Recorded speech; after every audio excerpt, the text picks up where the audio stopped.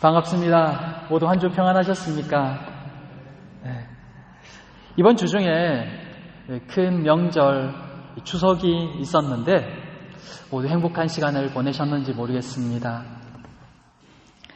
해외에 나와 있다 보니까 이 추석 분위기는 많이 느끼지 못하지만 그래도 추석이라고 생각하니 왠지 풍성하고 즐거운 마음이 들곤 합니다. 특별히 우리 교회는 이 추석 절기에 맞추어서 추수감사주일로 지키고 있기에 더욱 한 해의 수확과 감사에 대해서 더 많이 생각하게 되는 것 같습니다.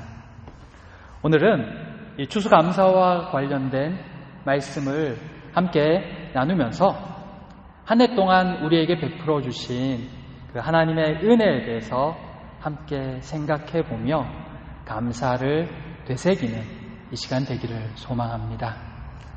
첫째, 대대로 지킬 영원한 규례니라.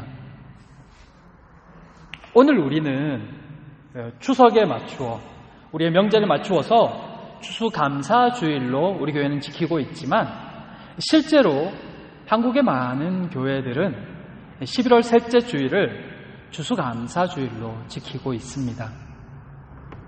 그 이유는 이 추수감사주일이 미국의 선교사들에 의해서 우리에게 전해졌기 때문에 그들이 지키는 그 날짜에 맞추어서 한국 교회들도 이 절기를 지키고 있는 것입니다. 그런데 상황이 이러하다 보니까 많은 이들이 이 추수감사절의 시작이 미국에서 건너온 것이라고들 많이 생각합니다. 유럽의 청교도들이 종교적 바퀴를 피해서 신대륙으로 건너간 후에 모진 고난 속에서 첫 수확을 얻자 하나님께 감사의 제사를 드린 것이 바로 이 추수감사절의 유래가 되었다라고 알려져 있는 것입니다. 그래서 어떤 분들은 이 추수감사절이라는 이 절기가 이 말이 성경에 없기 때문에 이 절기는 지킬 필요가 없다고 이야기하기도 합니다. 하지만 이것은 성경의 기록을 정확하게 이해하지 못한 생각입니다. 비록 추수감사절이라는 그 단어 자체로는 성경에 기록되어 있지 않지만 실제로 첫 수확을 거두고 하나님께 감사 제사를 드린 것은 이미 청교도가 시작이 아니기 때문입니다. 한 예로 독일도 10월 첫째 주를 추수감사주일로 지킵니다. 수확을 거두게 하신 것을 감사하며 이 하나님께 제사를 드린 그 첫 번째 인물은 이것을 성경에서 찾아보면 창세기 4장 3절 4절에 기록되어 있듯이 가인과 아벨이 있습니다. 그들은 자신의 첫 수확물과 또 양의 첫 새끼를 하나님께 드림으로써 그 모든 것을 주신 분이 하나님이심을 인정하며 감사하고 있었던 것입니다. 이 추수감사 제사를 좀 더 명확하게 또 구체적으로 보여주고 있는 말씀이 오늘 본문 말씀입니다. 여호와께서는 이스라엘이 이 가나안 땅에 들어가서 첫 수확을 거두게 될 때에 그 첫 이삭 한 단을 여호와께 바치라라고 말씀하고 계십니다. 여호와께서는 이 첫 이삭을 드리는 규정을 상세하게 알려주실 뿐만 아니라 심지어 이것이 그들이 대대로 지킬 영원한 규례다라고까지 말씀하고 계심을 볼 수 있습니다. 여호와께서 사실은 이 추수감사 제사를 절기를 지킬 것을 명하신 것입니다. 그렇다면 이 첫 이삭을 드리는 것이 얼마나 중요하기에 이것을 대대로 지킬 영원한 규례라고까지 말씀하고 계실까요? 하나님께서는 이 첫 이삭 드리는 것을 왜 이렇게까지 중요하게 생각하고 계시는 걸까요? 그 내용을 다루기 전에 우리가 먼저 기억해야 될 것이 하나 있습니다. 그것은 성경이 이 수학에 대해서 두 번에 걸쳐서 이야기하고 있다는 것입니다. 그 첫 번째는 오늘 본문에서 보듯이 첫 이삭 한 단을 드리는 초실절입니다. 그리고 또 한 번은 두 번째 수확을 거두어서 곡식을 바치는 수장절입니다. 하지만 이것은 이스라엘 지역의 특별한 농사 환경에 따라서 두 번의 수확에 맞추어 드리는 절기이라는 것을 기억할 필요가 있습니다. 더운 지방에 가면 농사를 2모작, 3모작을 합니다. 그런 식의 개념이라고 쉽게 생각하시면 됩니다. 첫 번째 밀을 거둘 때와 또 다음에 보리를 거둘 때 이렇게 수확이 달라진다는 것입니다. 그래서 실제로 이것은 우리에게 동일하게 한 말씀을 주고 계신 것입니다. 우리에게 주시는 말씀은 동일하다는 것입니다.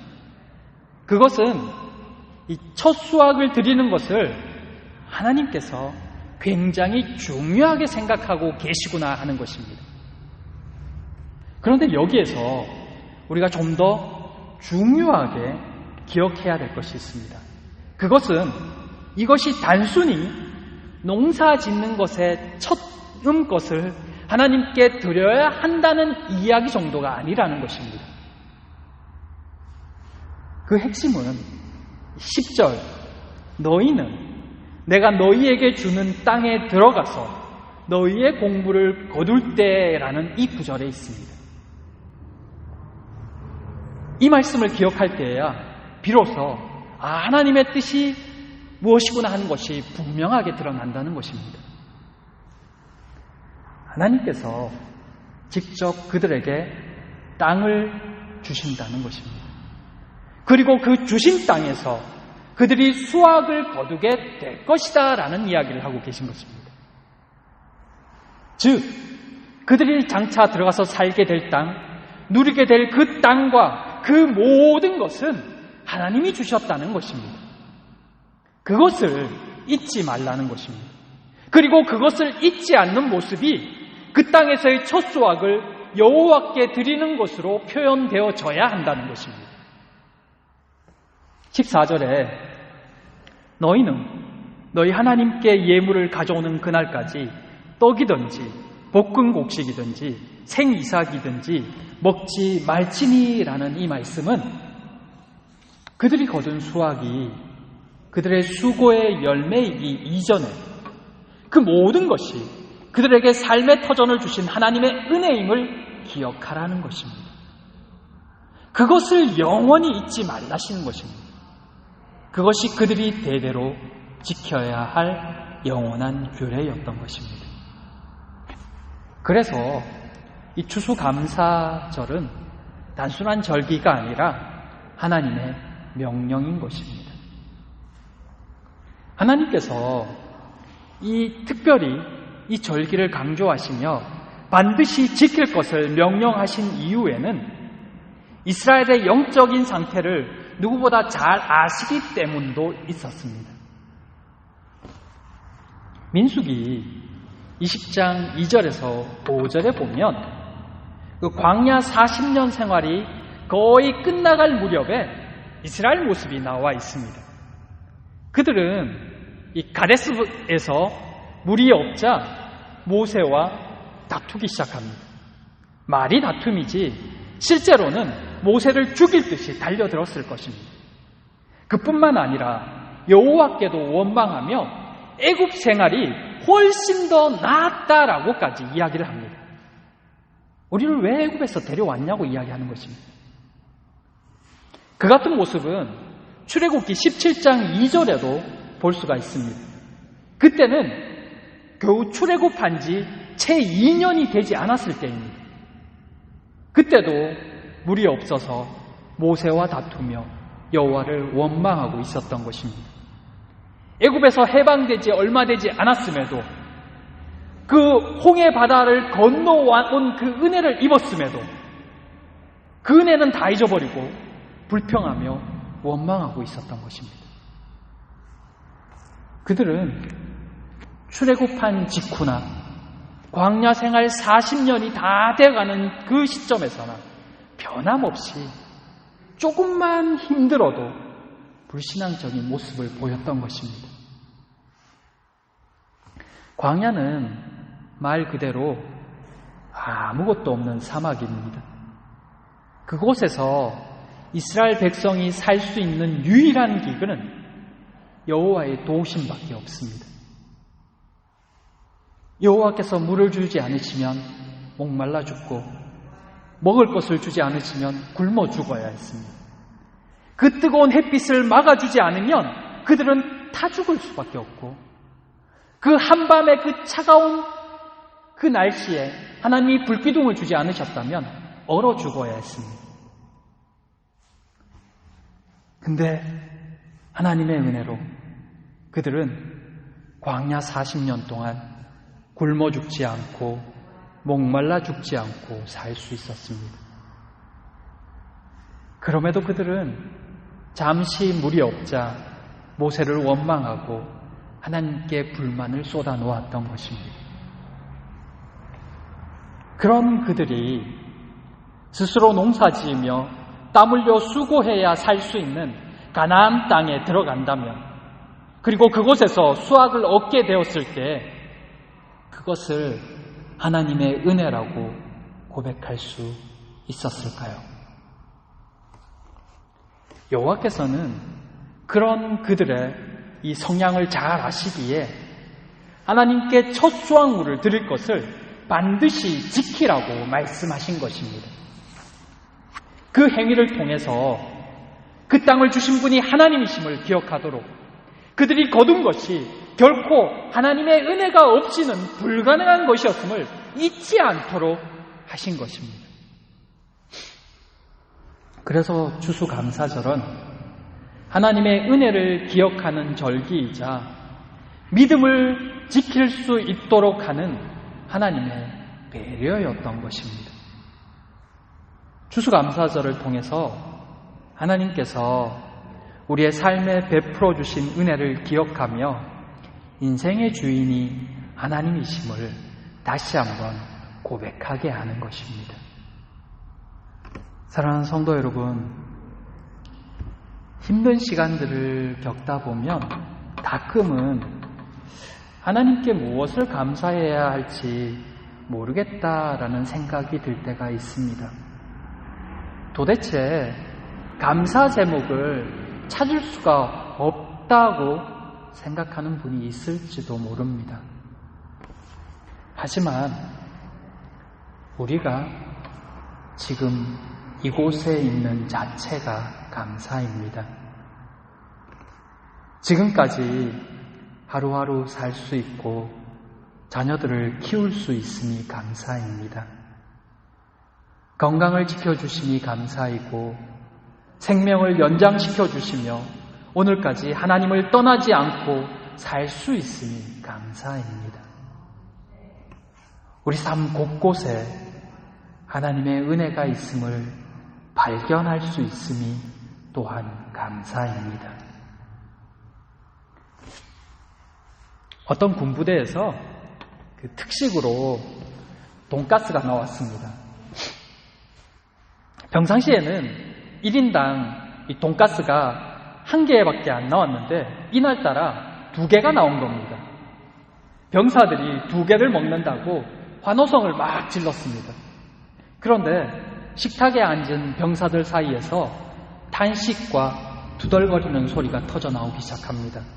알고 보니 돈가스는 있는데 소스가 없었기 때문입니다. 부식 담당자가 돈가스 한 상자와 소스 한 상자를 가져와야 하는데 그만 실수로 돈가스만 2상자를 가져온 것입니다. 그러자 이 돈가스를 2개 먹는다는 감사는 온데간데 없고 소스가 없다는 불평만 가득해졌습니다. 이때 고참 병사가 일어나서 한마디 했습니다. 야, 불평할 필요 없다. 지금 어느 부대에서는 돈가스 한 개는커녕 소스만 빨고 있을 것이다. 상황을 어떻게 보느냐에 따라 그것이 불평이 되기도 하고 감사가 되기도 합니다. 조금만 관점을 달리해도 곳곳에 하나님의 은혜가 있음을 발견하게 된다는 것입니다. 사랑하는 성도 여러분, 하나님의 은혜를 먹고 마시면서도 내일을 걱정하는 연약함이 우리 가운데 있다면 다시 한번 우리가 누리고 있는 것이 어떻게 우리 손에 들어올 수 있었는지를 기억하시기 바랍니다. 지금 내 손에 있는 것이 무엇인지를 생각해 보시기 바랍니다. 바라기는 하나님 앞에 감사로 나아가는 모두가 되시기를 축복합니다. 다시 한번 믿음을 새롭게 하심으로 하나님 앞에서 새로운 삶을 시작하시는 모두가 되시기를 진심으로 축복합니다. 둘째, 하나님께 감사로 나아가는 사랑. 우리에게 주어진 것이 모두 하나님의 은혜이며 또 최소한 하나님의 은혜 때문에 우리에게 있는 것이 가능하다는 것을 알게 될 때 우리는 진심으로 감사하는 성도가 되어야 할 것입니다. 그렇다면 어떻게 하는 것이 하나님께 온전히 감사하는 사람의 모습일까요? 11절입니다. 여호와 앞에 기쁘게 받으심이 되도록 흔들되 안식일 이튿날까지 흔들 것이며, 하나님이 기쁘게 받으실 만한 사람이 되기를 힘쓰는 것, 그것이 하나님께 온전히 감사하는 자의 모습입니다. 그것은 하나님의 기쁨이 되는 것을 삶의 최우선에 두는 것입니다. 하나님의 뜻이 무엇인지를 알기 원하고 그 뜻에 순종하는 것, 그가 바로 하나님께 감사하는 삶을 사는 사람입니다. 그 마음을 하나님은 기쁘게 받으십니다. 하나님을 최고로 여기며 하나님의 마음 알기를 가장 우선순위에 두는 사람, 그는 하나님의 사랑받는 사람입니다. 그의 삶의 우선순위는 하나님일 수밖에 없습니다. 그리고 하나님의 우선순위도 그일 수밖에 없습니다. 사랑하는 모든 성도 여러분, 모두가 그런 사람 되기를 축복합니다. 그 삶에 감사와 기쁨이 넘칠 것입니다. 무엇에 나의 삶의 목적을 두고 있는지 돌아보시기 바랍니다. 하나님이 최우선이 되기를 소망합니다. 그때 우리 인생에 새로운 것이 열릴 것입니다. 둘째로, 이 하나님께 감사하는 사람은 그 삶에 향기로운 냄새가 나는 사람입니다. 향기로운 냄새가 난다는 것이 어떤 것일까요? 소극적으로는 악취를 풍기지 않는 사람일 것입니다. 살다 보면 참 함께하고 싶지 않은 사람들, 꺼려지는 사람들을 만날 때가 있습니다. 그 옆에 있으면 세상 냄새가 점점 많이 나게 되고 안 좋은 영향을 많이 받게 됩니다. 그러나 향기로운 냄새가 나는 사람 옆에 있으면 나의 몸에도 향기로운 냄새가 배어집니다. 그는 선한 영향력을 주는 사람입니다. 그곳에는 사람들이 모여듭니다. 그리고 웃음이 있고 화평이 있습니다. 함께하고픈 사람입니다. 하나님께 늘 감사하는 사람은 이런 향기가 풍겨서 나온다는 것입니다. 하나님 앞에 감사 제목을 찾을수록 그 삶에서 향기가 풍겨져 나오는 것입니다. 섬기며 사랑하는 사람, 그에게서는 언제나 하나님이 받으실 만한 향기로운 냄새가 납니다. 우리에게서는 어떤 냄새가 풍겨져 나오고 있습니까? 내 주위 사람들은 살아나고 있습니까? 죽어가고 있습니까? 그것을 살펴보면 내가 지금 하나님께 감사하는 삶을 살고 있는지 아니면 죽은 신앙의 사람이 되고 있는지를 알게 될 것입니다. 주 안에서 사랑하는 모든 성도 여러분, 모두의 삶에 이런 향기로운 냄새가 풍겨져 나오기를 기대합니다. 이 수확의 계절에 하나님을 기쁘시게 하며 세상 가운데 아름다운 향기를 풍기는 그런 멋진 그리스도인으로 이 감사의 삶을 살게 되시는 모두가 되시기를 진심으로 축복합니다. 우리 잠시 이 시간 2019년 한 해를 돌아볼 수 있기를 바랍니다. 어떤 감사한 일들이 있었는지, 어떤 은혜가 있었는지, 또 우리를 하나님에게서 멀어지게 하는 것은 무엇이었는지, 그리고 하나님께 이 시간 함께 기도하기를 바랍니다. 우리 감사의 제목을, 감사의 제사를 올려드립시다. 우리의 입술로 감사를 고백합시다. 그럴 때 하나님께서 우리의 고백을 들으실 것입니다. 우리 다 함께 같이 기도합시다. 우리 하나님께 우리의 감사의 기도 제목을 올려드리면서 잠시 같이 기도하도록 하겠습니다. 기도합니다.